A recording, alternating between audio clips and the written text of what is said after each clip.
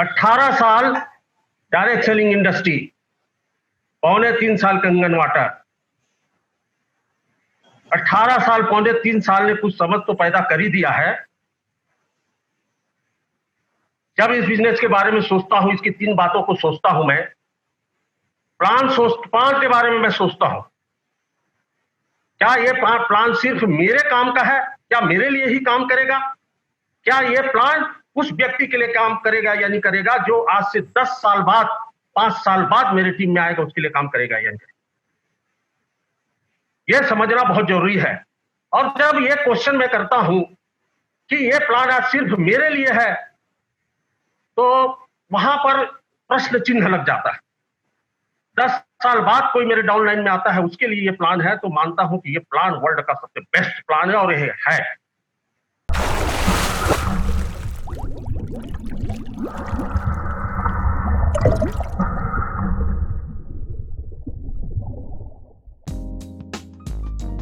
हमारे latest video को देखने के लिए कृपया लाइक, सब्सक्राइब और बेल आइकन को दबाना ना भूलें। कंपनी का प्रोफाइल, जब मैं 4 साल का था तब यह कंपनी पैदा हुआ। 42 साल बाद जब इसका 44 ईयर एनिवर्सरी था, तब यह मेरे हाथ में आया। आज कंपनी 46 साल हो चुका है। 46 साल हो चुका है। 10-15 साल बाद भी ये रहेगा। 16 साल बाद ये 60 साल का हो जाएगा। तो इसकी लॉन्जिविटी, ये लंबे समय तक चलेगी। यहां पर भी कोई संदेह करने वाली बात तो है ही नहीं। प्रोडक्ट, आज मैं मशीन खरीदा, मैं 2017 में मशीन खरीदा, कोई 2018 में खरीद रहा है, कोई 19 में खरीद रहा है, कोई 20 में खरीदेगा, कोई 2030 में भी खरीदेगा इस मशीन को, कोई 2040 में भी खरीदेगा। प्रोडक्ट अपने आप में संपूर्णता है। इस प्रोडक्ट में, प्रोडक्ट के बारे में जितनी गहराई में जाने की कोशिश करेंगे, उतनी गहराई में जाके आप डूब मरेंगे। इसीलिए इसकी गहराई में जाने का प्रयास भी हमको नहीं करना चाहिए, क्योंकि प्रोडक्ट अपने आप में, जब पानी 1 गिलास पी देते हैं, इतने में समझ में आ जाता है प्रोडक्ट क्या है। जब ये तीनों बातों को समझ में आती है, तो ये बात भी समझ में आ जाती है कि वाकई में इस बिजनेस, आज आप कौन सी जगह में खड़े हैं, इस बिजनेस में कौन से 5 पे हैं, 4 है, 6 है, क्या है, मेरे को नहीं मालूम। लेकिन जहां आप हैं, वो आज आपका वर्तमान है। जहां आप जाना चाहते हो, वो आपका भविष्य है। हम भविष्य की ओर देखना चाहेंगे। और इस बिजनेस में कोई भी व्यक्ति चरम बिंदु, आज 6A, 6A2, -2, -3, -3, -4, आज आप प्रयास करना शुरू कीजिए। एक समय आएगा आप 6A2, -3 रहेंगे। आप बोलते रहेंगे, हम सुनते रहेंगे। तो संभावनाएं यहाँ बहुत ही प्रचुर मात्रा में है। यहाँ पर संभावनाओं की कोई कमी नहीं है। आप जैसा चाहे अपनी संभावनाओं से अपनी जिंदगी को संभव बना सकते हैं, ऐसा मेरा मानना है। जब इतना बड़ा मिशन है, अपनी जिंदगी को वर्टिकल तैयार करके अलग पायदान में खड़े कर देना। मैं एक सिंपल सी बात बोलता हूं जी, नेटवर्क मार्केटिंग में काम करते करते करते ना, जब 2017 इस कंपनी में आने से पहले, मेरे मिसेज जो है वो कॉलेज में प्रोफेसर है, मेरा भाई पुलिस डिपार्टमेंट में टीआई है, और उसकी मिसेज सब नौकरी चाकरी वाले हैं, सरकारी नौकरी वाले। तो वो लोग मेरे को बोलते थे, अब तुम ना काम वाम करना बंद कर दो, घर में बैठ जाओ। मेरी आत्मा, मेरी सोल को उस दिन बहुत लगा था। भरी जवानी में वो लोग मेरे को इतना बड़ा प्रस्ताव दे रहे थे कि मेरे को चुपचाप घर में बैठना है। बताइए, ये कैसे संभव हो सकता था? जब कंगन वाटर आने के पहले उनका ये प्रस्ताव था। मैं आज 2.5 साल हो गया इस बिजनेस में, पौने तीन साल हो गया है। अक्टूबर में 3 साल कंप्लीट करूंगा। अगले 6 महीने बाद उनको बताऊंगा। 3 महीने में, महीने का उनका टोटल, उनका साल का जितना टोटल इनकम होता है ना तीनों का, एक ही महीने में उठा के दिखाऊंगा उनको। तो धारणाएं, जो समाज की धारणाएं ना हम डायरेक्ट सेलर के प्रति ना बहुत गलत होती है, वो हमको समझ नहीं पाते, और भगवान करे समझे भी मत। मैं तो चाहता हूं समझे भी मत। तो देखिए कि आज इस कंजन वाटर में जब हमको आगे जाना है, तो बहुत सारी चीजों को सीखना पड़ता है भाई। मैं एक बल्ब नहीं लगा सकता था, आज मशीन के बारे में पूरा ज्ञान रखता हूं। तो मशीन के बारे में जानना, प्रोडक्ट के बारे में जानना इस बिजनेस में बहुत जरूरी है। पानी, कंगन पानी के बारे में जानना इस बिजनेस में बहुत जरूरी है। पानी का प्रयोग उपयोग कैसे किया जाना है इसके बारे में जानना बहुत जरूरी है।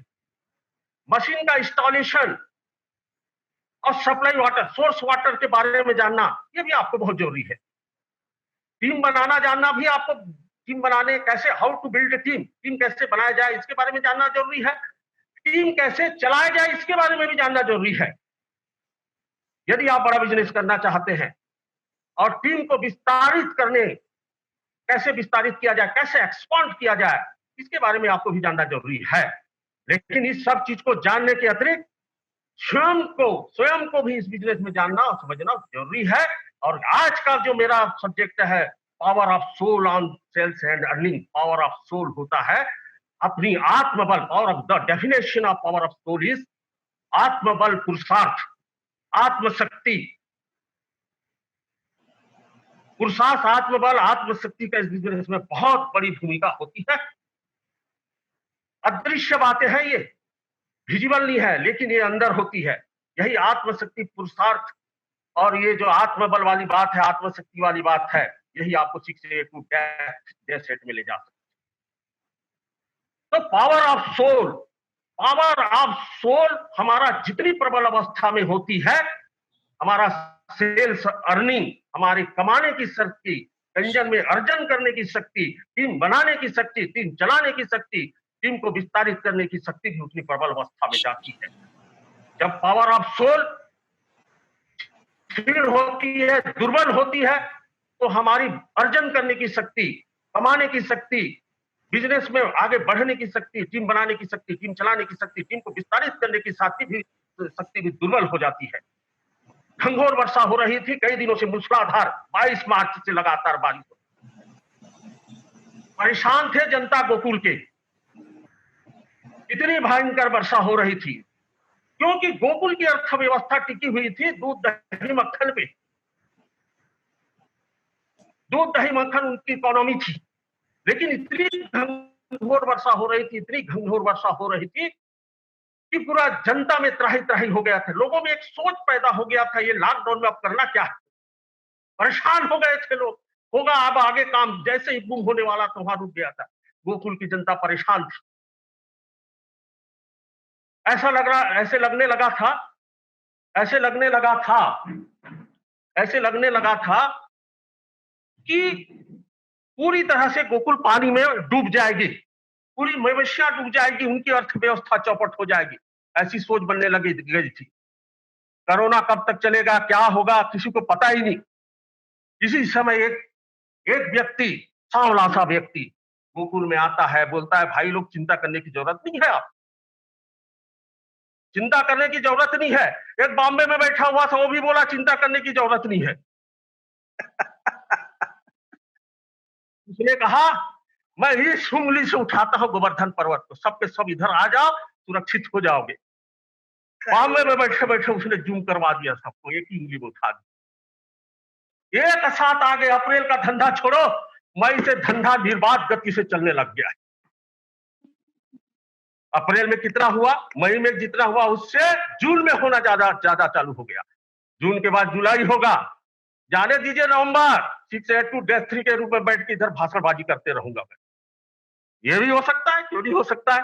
तो ये है, देखिए पूरी जनता त्राहिमाम कैसे होगा, क्या होगा। पूरी गोकुल की जनता पर, हमारी इकोनॉमी खत्म हो गई, दूध दही मक्खन की इकोनॉमी, अर्थव्यवस्था, SD 501 सुपर के 8, क्या होगा, ये हमारी व्यवस्था चौपट हो रही, कैसे आएगा, कैसे UTR होगा, कहां से आएगा, सब परेशान। तो जब सब चिंता करते हैं, तो जब आप चिंता करते हैं किसी विषय में, तो व्यवस्था खत्म होने की संभावनाएं बढ़ जाती है। चिंता, किसी भी चीज चिंता। और जितने डायरेक्ट सेलर शुरुआत में आते हैं ना, तो ठेका लेकर रखते हैं चिंता करने का, चिंता ही करना है करके। लेकिन कुछ शख्स होते हैं, वो गोकुल का सांवला और मुंबई का आदमी चिंतन करता है, चिंतन। जब आप चिंतन करते हैं ना, तो आपका सोल, आपकी आत्मशक्ति, आपकी पुरुषार्थ जागृत होती है, आपको एक सही दिशा देती है कि जूम के माध्यम से गोवर्धन पर्वत को उठा ले, सब लोग उसके नीचे आ जाएंगे, फिर से ये मिराकल टीम ऐसा होगा, वर्ल्ड का सबसे बेस्ट टीम बन जाएगा। तो ये है पावर ऑफ सेल। अब देखिए 2017 में जब मैं इस बिजनेस में आया, मेरे को बुलाने वाला कोई और प्रेजेंटेशन दिखाने वाला कोई और। बुलाने वाला बुलाया, बुलावे पे आया, दिखाने वाले के दिखाने पे मैं इस बिजनेस को ज्वाइन किया। लेकिन जब मैं प्रेजेंटेशन देखा तो मुझे ऐसा लगा कि इस बिजनेस में सारा साइंस विज्ञान टेक्नोलॉजी बहुत ज्यादा है टाइप का लगा। और हम साइंस विज्ञान टेक्नोलॉजी वाला आदमी थे नहीं, सामान्य कॉमर्स का विद्यार्थी पढ़े लिखे हुए थे, क्रेडिट डेबिट जानते थे ये क्या साइंस टेक्नोलॉजी। और महेश हाड़ा जी ऐसे ऐसे क्लिष्ट और ऐसे वैज्ञानिक शब्दों का प्रयोग करते थे तो टेंशन होने लगा था कि ये बिजनेस आगे बढ़ेगा कि कैसे। तो इस दरमियान में महेश हाड़ा जी को बोला कि आप आओ सर, हम आपको आपके सामने आदमी रख देंगे, आप प्रेजेंटेशन दिखाना, हमसे तो ये हो नहीं पाएगा ये प्रेजेंटेशन। आप जैसे जैसे शब्दों का प्रयोग कर रहे हैं, ये शब्द अभी अभी हमारे मुंह से निकल नहीं पाएगा, हम तोतला जाएंगे, इसको शब्दों को निकालने की कोशिश भी करेंगे।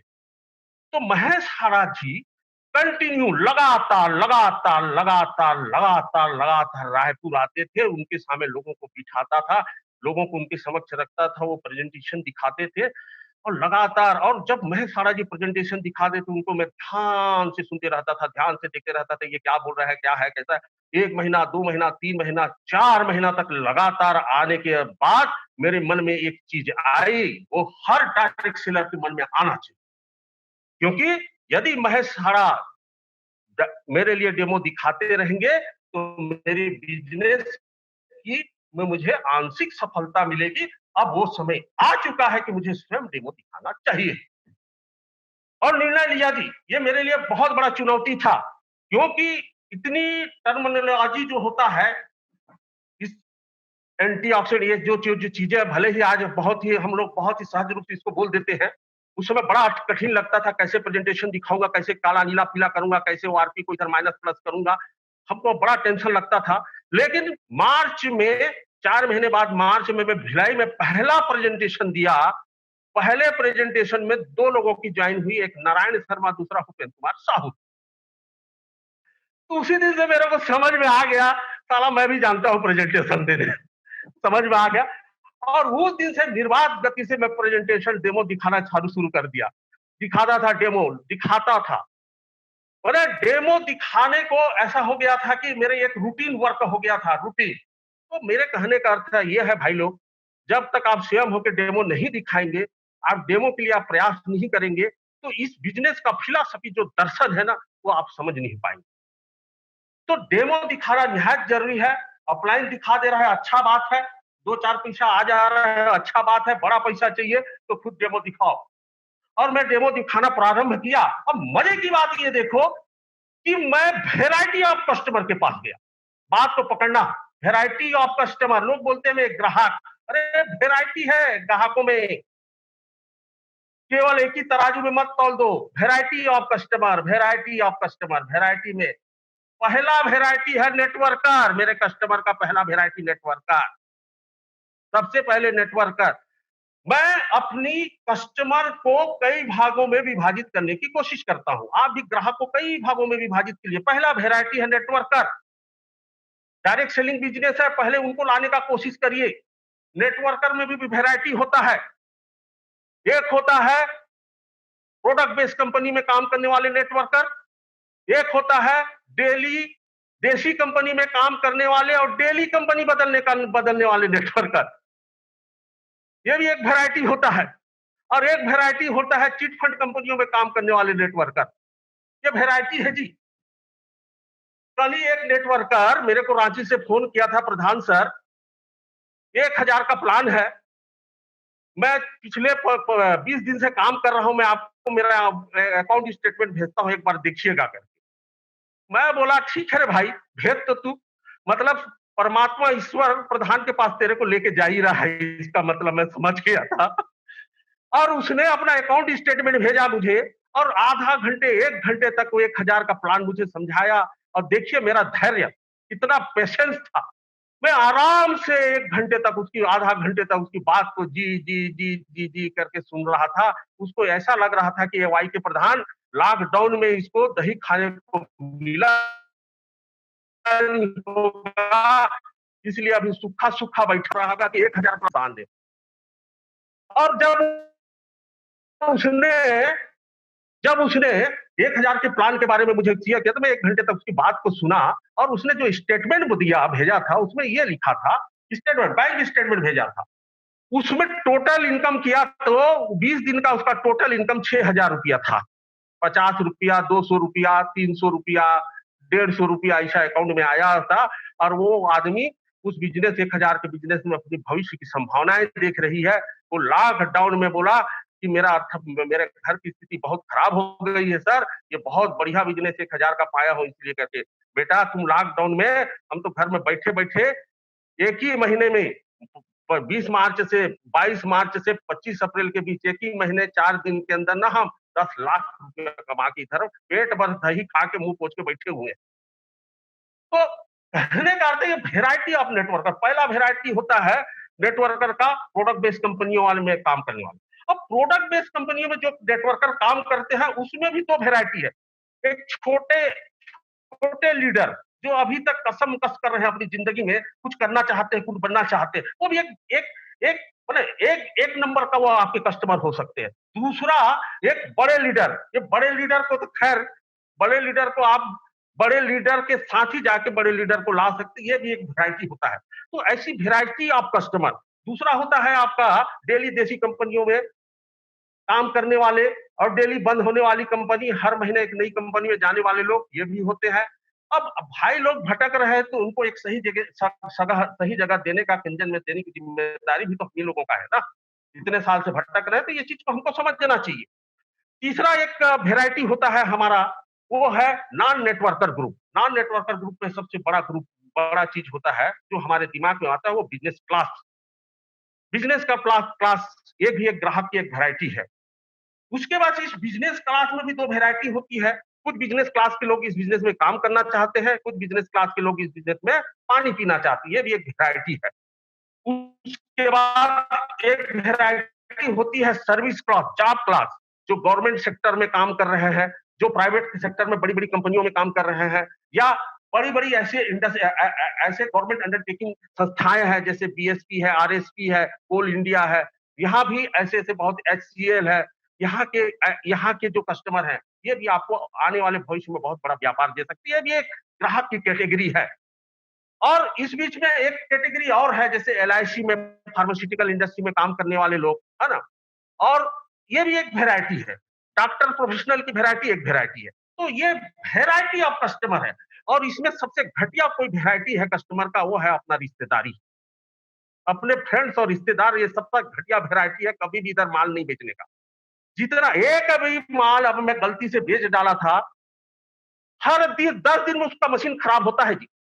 हर 10 दिन में उसका मशीन खराब होता है। मेरे रिश्तेदार को एक को दे दिया, हर 10 दिन में बोलता है मेरे मशीन में ये हो गया, तेरे मेरे पास तुम्हारे पानी में ये, तुम्हारे पानी बोलता है, तुम्हारा मशीन बोलता है, वो मेरा नहीं बोलता है। तुम्हारे मशीन में ये खराबी आ गया, तुम्हारा पानी में ये टेस्ट हो गया, तुम्हारा पानी से ये हो गया, वो हो गया, तमाम तरह की बातें। ये है रिलेटिव्स। इस वैरायटी को सबसे पीछे रखना, सबसे पहले रखना आप नेटवर्कर वैरायटी को अपने पास रखना। दूसरा वैरायटी है अपना बिजनेस क्लास। तो ये वैरायटी मैंने बताया, कभी चर्चा करेंगे तो इस वैरायटी के विषय में। तो मैं वैरायटी ऑफ कस्टमर के पास बिजनेस को लेके जाने का प्रयास किया, वैरायटी ऑफ कस्टमर के पास गया। वैरायटी ऑफ कस्टमर, जब इतने सारे वैरायटी, इसी सेगमेंट, इसने इतने सारे वर्गों के बीच में जब बिजनेस को करने का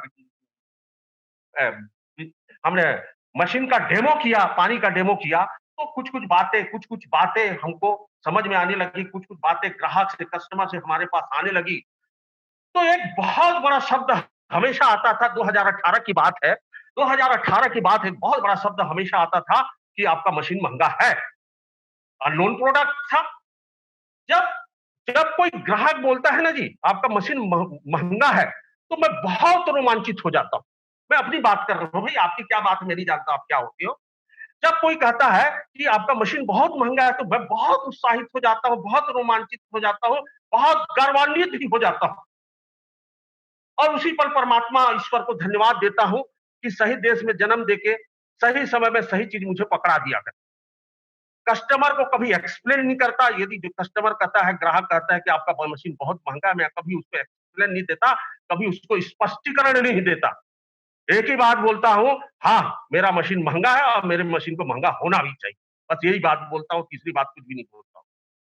जब ये बात बोलता हूं कि मेरा मशीन महंगा है, मेरा मशीन महंगा होना भी चाहिए, ये दो बातों को पकड़िएगा, तो उसी समय मेरे दिमाग में वो दृश्य सामने आ जाता है, जब किसी शहर के चौराहे में सिग्नल रेड लाइट दिखाता है, तो बहुत सारी कारें रास्ते में रुक जाती है, बहुत सारी गाड़ियां रास्ते में रुक जाती है। जब गाड़ियां रुकती है, तो उसी समय बहुत सारी महिलाएं और पुरुष उन गाड़ियों की तरफ दौड़ते हैं। उनके हाथ में कुछ चीजें होती है, कंघी होता है, पेन होता है, खिलौने होते हैं, छोटे-छोटे खिलौने होती है और ऐसे रिलेटेड चीजें होती है। सीधे बिल्ड इनके पास जाते हैं कार के, टक टक टक टक करके खटखटाते हैं। अब सामने वाले, बाबूजी ये 50 रुपए का 3 पेन है बाबूजी, ले लो बाबूजी, 50 रुपए में 3 पेन है बाबूजी, ले लो बाबूजी, 3 पेन है बाबूजी। और उस थोड़े से पल जो उस मिलता है, उस पल में वो महिला, वो पुरुष इतनी भाव भंगाई करके उस सस्ती चीज को बेचने के लिए, उस सस्ती बात को पकड़ना, उस सस्ती चीज को बेचने के लिए इतना प्रयास करती है, इतना प्रयास करती है। लेकिन देखो, वो कार के अंदर का शख्स विंड स्क्रीन को खोलता तक नहीं है, उसकी नजर सिर्फ उस सिग्नल की ओर होता है और देखता है कि ये सिग्नल कब रेड से ग्रीन होगा। ग्रीन होते ही वो कार आगे बढ़ जाती है। वो 50 रुपए की सस्ती चीज को भी वो औरत बेच नहीं पाती, वो महिला बेच नहीं पाती है, लेकिन इसके बावजूद भी वो दूसरी कार के पास जाती है, तीसरी कार के पास जाती है। जितने बार भी रेड सिग्नल आता है, उतनी बार जब कारें रुकती है, तो दिन भर कितने सारी कारों के बीच से गुजरती है, कितने सारे कारों से मिलती है, कोशिश करती है कि मेरा 50 रुपए का 3 पेन कुछ-कुछ बिक जाए, और इतने प्रयास के बावजूद भी कुछ-कुछ सामान उसका बिकता है और वो कुछ-कुछ बिच जो सामान बिकती है, तो उससे उसका पेट चल जाता है। तो ऐसी कौन-सी शक्ति है उस महिला के अंदर कि इतनी अपमान तिरस्कार के बाद भी उस सेल को करने के लिए, उस सेल के प्रति वो आकर्षित रहती है और हमेशा जारी रहता है सेल करने के लिए। एक सेल से उसको अपमान तिरस्कार मिलता है, दूसरे सेल के लिए दौड़ पड़ती है। ऐसी कौन सी शक्ति है जो उसको प्रेरित करती है? ऐसी कौन सी शक्ति उसे प्रेरित करती है? कहती है, अर्जुन टेंशन मत ले, तू इनसे भार उठा, लगा गांडी में, खींच प्रत्यंचा, जाएगा कहीं ना कहीं, ये तीर लगेगे, चाहे K8 में लगे, SD501 में लगे, चाहे कहीं ना कहीं नहीं लगेगा तो अभी जूनियर 4 आया उसमें तो लग ही जाएगा। मतलब एक कुछ शक्ति है जो उसको प्रेरित करती है और कहती है कि बेटी, तू आज सेल जब तक नहीं करेगा, तेरे तेरे तेरे पति और तेरे बच्चे का पेट कैसे भरेगा? कोई ना कोई एक, ये इतनी तिरस्कार के बावजूद भी वो उस सेल के प्रति आकर्षित होती है और दिन भर में कुछ ना कुछ बेच के ये कर लेती है। और हमारा महंगा चीज है जी, वो महिला इसलिए वो सस्ता सेल करती है क्योंकि उसको पेट भरना है, और हम लोग इसलिए इतना महंगा चीज बेचते हैं ना, हमको अपना सपने ढूंढना है, सपने पूरा करना है। इसलिए यहाँ हमारा सपने पूरा होता है जी। यहाँ क्या आप दाल रोटी के लिए काम कर रहे हैं कंजन वाटर में? डायरेक्ट सेलिंग इंडस्ट्री में अभी 21 एकड़ का जमीन खरीदा हूं फार्म हाउस बनाने के लिए। घर बार तो छोड़ दो, कंगन वाटर है, बड़ा बिजनेस है, तो हमको पता है इसमें बड़ा ही काम करना है।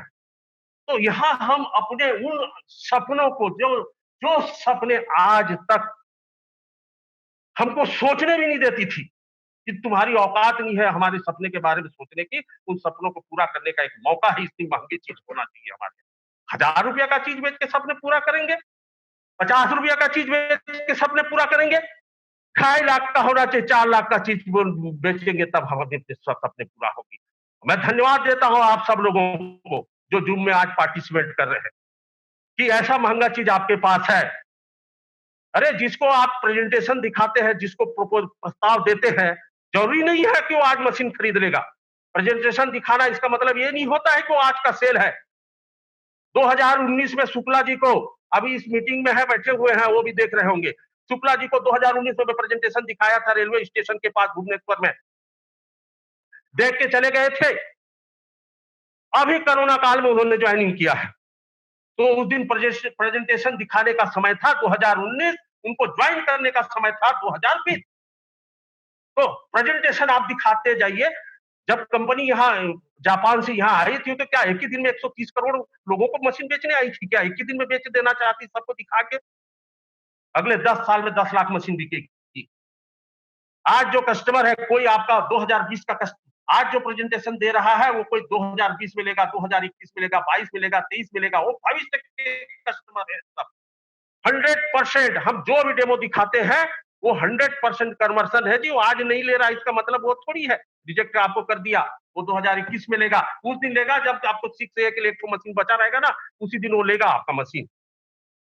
आज आपको 7,000 रुपया उसको देने में तकलीफ हो रही है ना, 42,000 रुपया देगा 6A में डायरेक्ट लगाना उसको। ऐसे लोगों को 2020, 21, 22, 23, 24 के कस्टमर है, जितने भी कस्टमर है मेरे रिश्तेदार लोगों को मैं जानता हूं, ये लोगों को 2025 में कंजन वाटर बेचूंगा मैं। अभी 4 साल पीने ही नहीं देना है इन लोगों को। तो कहने का अर्थ हमारा जितना भी प्रेजेंटेशन दिखाते वो 100% कन्वर्सन है जी, 100% कन्वर्सन है। आज प्रेजेंटेशन दिखाने जरूर वक्त आज है, आज का पल है, लेकिन वो सेल कन्वर्ट होने का पल आज नहीं हो सकता। वो 1 महीना, 2 महीना, 1 साल, 1.5 साल, 2 साल, 3 साल, 4 साल, 5 साल, बस उसके साथ कनेक्टिविटी बना के रखिए। शुक्ला जी के साथ हमारा कनेक्टिविटी था, 2019 में हमने उसको प्रेजेंटेशन दिखाया था, 2020 में वो आए। मैं बात से आपको कुछ चीजें समझाने का प्रयास कर रहा हूं। तो ये है पावर ऑफ तो उस महिला को ऐसी कौन सी उसकी सोल की शक्ति, वो गोकुल का आदमी, सांवला आदमी, वो बॉम्बे का आदमी, वो महिला, क्या है इनके अंदर बताइए। इनकी सोल, इनकी जो आत्मशक्ति है, इनकी आत्मबल है, इनकी जो पुरुषार्थ है, इनकी चरम सीमा पर है। डे सेट जाना है, डे 3 जाना है, पुरुषार्थ चरम सीमा पे होनी चाहिए। जो सोचते नहीं है वो चीजें होने चालू हो जाती है हमारी।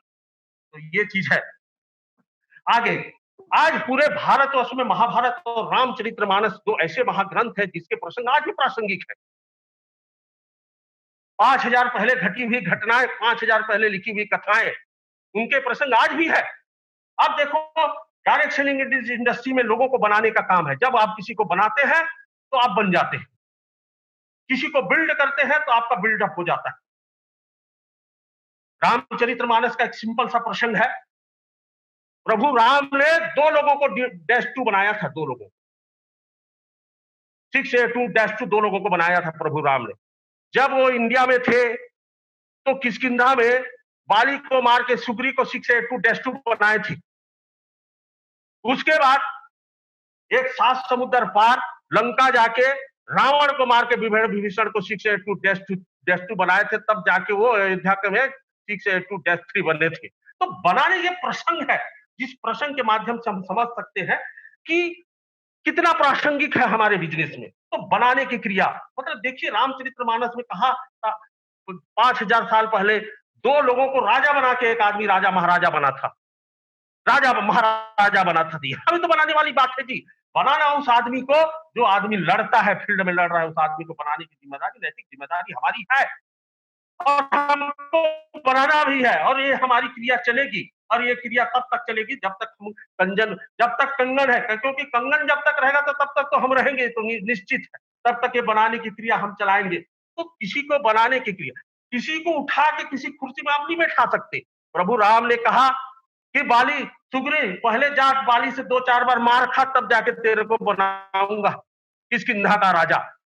सुग्रीव जाके बाली के साथ लड़ता है, बाली से इतना मार खाता है, फील्ड में जाके इतना धक्के खाता है, इतने धक्के खाता है, प्रोडक्ट महंगा है, ये है वो है, ये वो, इतनी सारी परेशानी होती है, इतना झेलता है, तब जाके प्रभु राम बोलता है ठीक है, अब ठोका पीटा गया, अब मैं बाली को मारता हूं, अब तेरे को किष्किंधा का राजा बनाऊंगा, 6A2-2 बनाऊंगा। तो ऐसे लोगों को बनाने की एक क्रिया है। एक छोटा सा प्रसंग, एक और छोटा सा प्रसंग में लेता हूं, रामचरितमानस से लेता हूं। हमारे डायरेक्ट सेलिंग इंडस्ट्री में लोगों को मोटिवेट करना। सर बिना मोटिवेशन के हम कोई बड़ा काम कर सकते हैं क्या? बिल्कुल नहीं कर सकते। आप भी बोलेंगे नहीं कर सकते। मोटिवेशन करना है जी। जब भी मेरा कोई डाउन मेरे पास में आता है तो मैं सीधा उसको मोटिवेट करने में लग जाता हूं, क्योंकि उसको मैं अपनी नैतिक जिम्मेदारी समझता हूं, मोटिवेट करना है इसको करके। और मोटिवेशन करने से ही किसी व्यक्ति को उसका सोल पता चलता है, उसका सोल, उसकी आत्मबल, पुरुषार्थ, उसके अंदर में कितनी शक्ति है। जब से सृष्टि की रचना हुई थी आज तक मोटिवेशन का एक सबसे बड़ा उदाहरण, सबसे टॉप क्लास का उदाहरण मैं आपको देता हूं, आपके सामने रखता हूं। वो है जब माता सीता को जब माता सीता की खोज में वानर सेना एक सांकेतिक दिशा की ओर बढ़ते हैं, बढ़ते बढ़ते जाते हैं, तो एक जगह में आके वो रुक जाते हैं। वो ऐसी जगह थी कि वहां धरती खत्म हो जाती है, आगे सिर्फ पानी पानी दिखता है। वानर सेना सोचते हैं अब इधर कैसे जाएंगे। सब अलग अलग पत्थरों में वानर सेना आके बढ़ जाते हैं, चिंतित हो जाते हैं। चिंतित चिंतित यहां चिंता शब्द का फिर प्रयोग कर रहा हूं। सब चिंताग्रस्त हो जाते हैं। उस सेना में, उस वानर सेना में एक भालू भी था। भालू मतलब आप जानते हैं कि नहीं जानते, रिच रिच बियर बियर, एक भालू भी था। भालू भालू वो भालू, बाकी लोग चिंताग्रस्त थे, चिंतित थे, वो भालू चिंतन कर रहा था। जब आप चिंतन करते हैं ना, आप परमात्मा सोल के नजदीक पहुंचते हैं, वहां आपको समाधान मिलता है। वो चिंतन किया तो उसको एक रास्ता मिला, और उसने एक बंदर की तरह उंगली उठा के बोला, हे बंदर, तू 682-8 जा सकता है करके, तू एक की छलांग में लंका जा सकता है, सीता माता के खोज कर सकता है। धन्य है। देखिए, वो एक वानर जाति का आदमी, और एक, दोनों की प्रजाति अलग है, एक भालू है, एक बंदर है। भालू बंदर को बोलता है कि तू 682-8 जा सकता है, 682-3 जा सकता है। अलग प्रजाति का आदमी अलग प्रजाति को बोलता है, और धन्य है वो बंदर, वो भालू की बात को मान लेता है जी। मानने की वजह से तो गया ना श्रीलंका। तो आज हम आपको बोलते हैं, आज सुदेश मलिक जी चिल्ला चिल्ला के बोल रहे हैं, शैलेंद्र तिवारी जी चिल्ला चिल्ला के बोल रहे हैं, डैश जाना है, डैश जाना है, 682-3 जाना है, आपको जाना है, सबको मोटिवेट करें, 6 बनो, -2 बनो, -3 बनो। पहले बार तो बनने का जीवन में मौका मिला है, तो क्यों छोड़ रहे हैं? बनो बनो, 6-2-3-4-5 जो बनना, हम मोटिवेट करते रहते हैं। ये उनकी मोटिवेशन को कभी मजाक में मत लेना, मजाक में मत लेना। ये जो भी बोलते हैं उसको विश्वास करना, और जिस दिन आप विश्वास करना शुरू कर दोगे, आपकी आत्मा की शक्ति, आपकी आत्मबल, आपकी पुरुषार्थ चरम सीमा में जाने लगेगी। और जिस दिन आपकी पावर ऑफ सोल, आत्मा की शक्ति, पुरुषार्थ अपनी चरम सीमा में जाएगी, उस दिन आपका सेल्स अर्निंग, टीम बनाने की शक्ति, टीम चलाने की शक्ति, टीम को आगे बढ़ाने की शक्ति भी अपनी चरम सीमा में जाएगी। ये है। तो वो भालू ने उस बंदर को बताया, मोटिवेट किया, देख तू यहाँ ना एक की छलांग में कूद सकता है। और वो उसके ऊपर विश्वास किया, वाकई में एक की छलांग में कूदा, और वो सीधा चला गया लंका। और हम एक ही छलांग मारेंगे, सीधा चले जाएंगे जापान पेड़ लगाने के, एक ही छलांग मारेंगे इधर। बात को पकड़ना, 682-3 बनने पे वहां पेड़ लगाया जाता है। एक ही छलांग मारेंगे, सीधा हम भी तो किसी की बात, ये मोटिवेशन का सबसे बड़ा उदाहरण। हमेशा टीम को मोटिवेट करना चाहिए। यदि कोई मोटिवेट कर रहा है तो उसको मजाक में नहीं लेना। मोटिवेशन से ही यहाँ बड़ा बड़ा प्रयास किया जाता है, बड़ा काम किया जाता है। रामचरितमानस में एक और प्रसंग है कि देखिए, जब सेतु को बांधा गया था, जब समुद्र को बांधा गया था इंडिया से लंका जाने के लिए, तो वहां पर एक जो आर्किटेक्ट थे, वो नल और नील थे। नल और नील, वो बहुत बड़ा इंजीनियर थे, आर्किटेक्ट थे। उनके हिसाब से वो पुल को बांधा गया, और सब अपने अपने हिसाब से उस पुल को बांधने में अपना प्रयास दिए। तो सबके प्रयास को प्रभु राम ने उतना हाईलाइट नहीं किया जितना उस गिलहरी के प्रयास को किया। वो 1A का व्यक्ति जब आता है ना, उसकी प्रयास आपके लिए बहुत बड़ी मायने रखती है। उसी को सहलाने की जरूरत है बिजनेस में।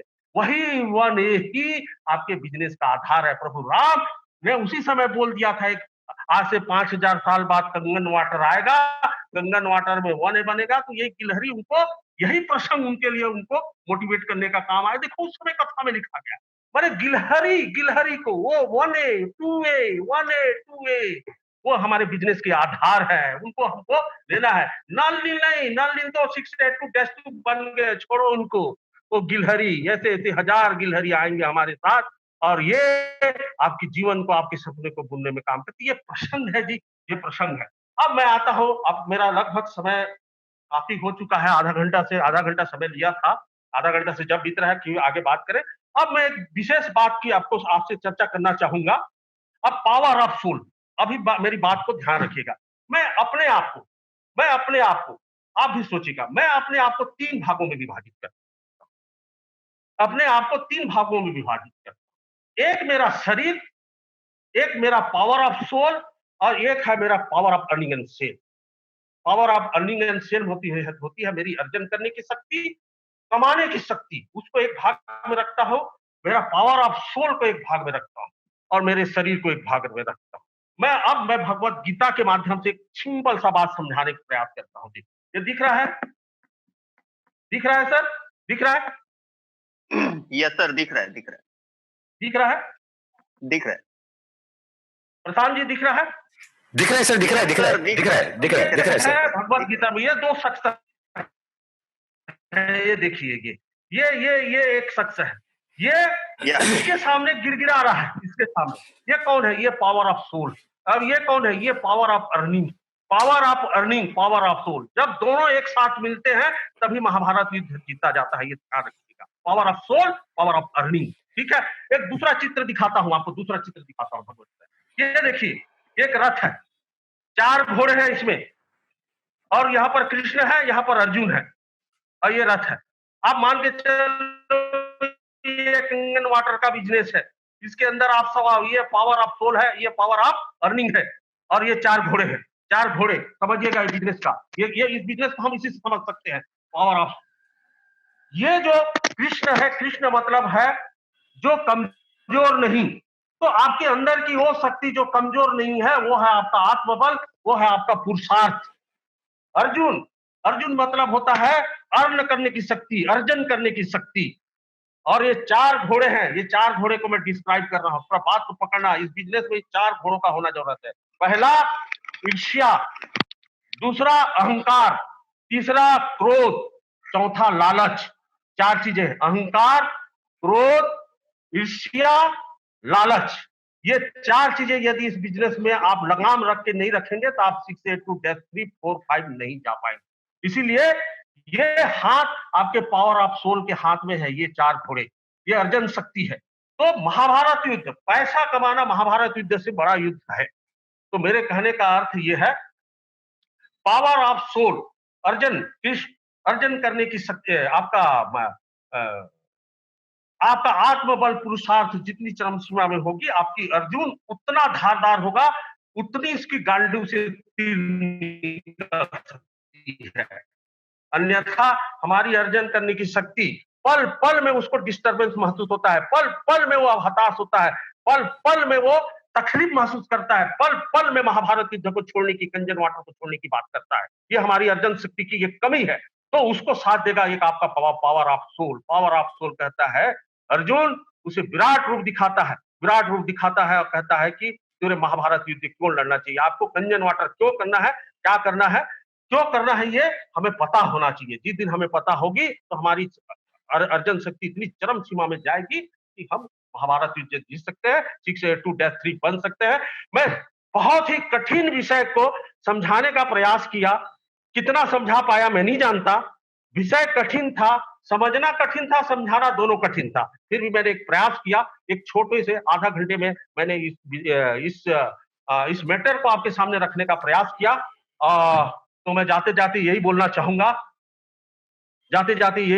चाहूंगा कि अब समय आ चुका है, दूसरे के गैरों के पैरों पर भरोसा नहीं करना है, जब हमको खड़े होना है अपने पैरों पर। Thank you very much.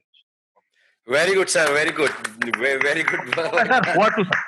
As usual, कुछ अलग ही तरीके से समझाते हैं। प्रधान जी, शानदार। एक और आपका था बट मंथन के बारे में, और उसको आप बहुत अच्छी तरह कनेक्ट करते थे अपने कैंगन से। आप जरा उसके बारे में मंथन, समुद्र मंथन के बारे में। ये जो कंगन वाटर है, सर जा रहा है मेरा आवाज? अरे सर, आ रहा है ना। ये जो कंगन वाटर है, कंगन वाटर, इसका जो कॉन्सेप्ट है, ये पूरा, ये जो टोटल कॉन्सेप्ट है, हिरोमी शिन्या जी अपनी, मेरी अवधारणा है, मेरा सोच है, ऐसा जरूरी नहीं कि वो ऐसा ही सोचे होंगे। ये किसकी पूरी अवधारणा ने इंडिया के लिए ही बनाई गई है, मैं ऐसा मानता हूँ। कैसे कि ये जो मशीन बनाए गए है ना, ये कॉन्सेप्ट, ये जापानीज कॉन्सेप्ट नहीं है। ये कॉन्सेप्ट हमारे वेद पुराणों में कब का आ चुकी थी, विष्णु पुराण में आ गया है ये कॉन्सेप्ट। वो अलग बात है कि इसको मूर्त रूप नहीं दिया गया था इंडिया में किसी इंडस्ट्रियलिस्ट के द्वारा। शायद वो विष्णु पुराण को जापान का कोई आदमी पढ़ा होगा और उसी ने ये आई मेजर के बारे में सोचा। कैसे? विष्णु पुराण में एक प्रसंग है समुद्र मंथन का। अब सोच के देखो, इस समुद्र मंथन का प्रसंग विष्णु पुराण में क्यों जोड़ा गया? समुद्र मंथन में क्या हुआ था, एक बहुत सा बड़ा पहाड़, जो बांका हमारे प्रशांत जी जहां रहते हैं वही आसपास है, वो बहुत बड़ा पहाड़ है। उस पहाड़ को, उस पर्वत को समुद्र के अंदर रख दिया था।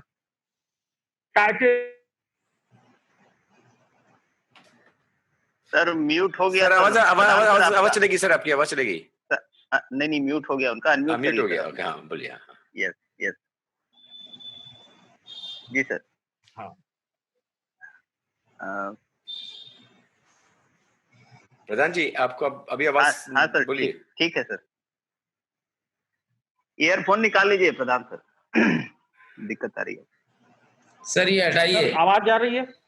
ईयरफोन हटाइए। आ रही सर, आ रही। अभी आ रही है।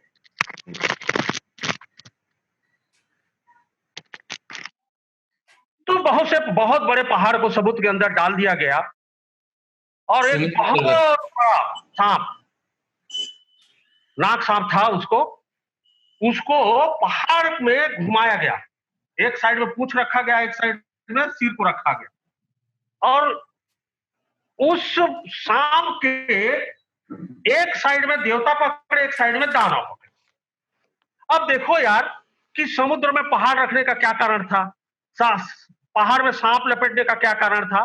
तो वहां ये बताया गया है कि देखो, सांप लपेटने के कारण, जब किसी भी चीज से एक तरफ से खींचते हैं, दूसरे तरफ से खींचते हैं, जब पहाड़ हिलेगी, डुलेगी, घर्षण होगा तो इलेक्ट्रोलाइसिस होगा। उस समय तो एनटीपीसी था नहीं, उस समय तो कोई इलेक्ट्रिक बोर्ड नहीं था, तो आप उस समय इलेक्ट्रिक सप्लाई क्या? तो ये बताया गया, सांप को लपेट दिया गया था और एक तरफ से दानव, एक तरफ से आपके देवता खींच रहे थे। खींचने मतलब, दानव मतलब हो गया वो पॉजिटिव, आपका देवता हो गया निगेटिव। इसमें होता है ना, निगेटिव आयन और पॉजिटिव आयन की बात करते हैं, मैं उतना साइंस की बातें नहीं बता पाता हूँ। निगेटिव पॉजिटिव की बात कैथोड एनोड बोलते हैं ना, वैसा। एक साइड देवता पकड़े, एक साइड दानव पकड़े, और इतना घर्षण पैदा किया, इतना इलेक्ट्रोलाइसिस हुआ कि उस समुद्र मंथन से दो चीजें पैदा हुआ। एक पैदा हुआ अमृत और दूसरा पैदा हुआ विष। विष ही आपका एसिडिक वाटर है, और जो अमृत निकला वही ही कंजन वाटर है। वाटर देवताओं को दे दिया गया, एसिडिक वाटर को भगवान श्री अपने गले में पी लिए। तो ये जो कॉन्सेप्ट है, यही कंजन वाटर का कॉन्सेप्ट है। समझ रहे हैं आप? कंजन वाटर जो मशीन बना है ना, इसी कॉन्सेप्ट को चुरा के बना है। ये भी बतावे, बहुत बढ़िया। विष्णु पुराण में होता है जी। सहमत। ठीक है सर। दूसरी एक बातें लिया गया थी, इसका बिजनेस प्लान में 100 आदमी है, 100 मशीन है। महाभारत युद्ध तभी जीता अर्जुन ने जब 100 कौरवों पुत्र को मारा। यहां भी चुराया गया प्लान बनाने के कॉन्सेप्ट।